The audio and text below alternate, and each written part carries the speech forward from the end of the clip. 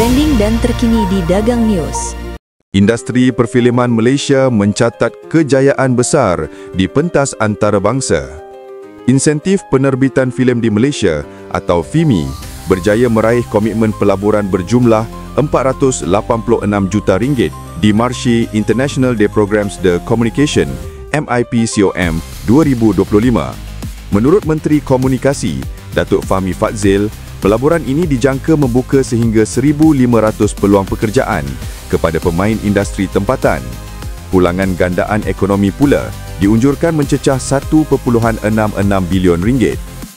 Bagi memastikan kesinambungan, kepimpinan FINAS diarahkan merangka strategi promosi dan pelaburan lebih menyeluruh tahun depan. Kerajaan turut memperuntukkan RM110 juta bagi inisiatif FIMI 2026. Fahmi berkata, sejumlah RM110 juta diperuntuk kerajaan untuk inisiatif FIMI tahun depan.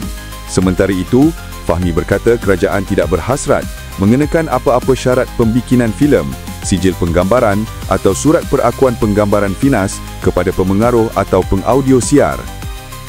Selari dengan pindaan Akta FINAS 1981, dasar filem negara sedang diperbaharui dan dijangka dibentangkan di Parlimen tidak lama lagi. Dengan sokongan pelaburan antarabangsa dan dasar baharu, industri perfilman Malaysia kini berada di landasan kukuh menuju masa depan gemilang.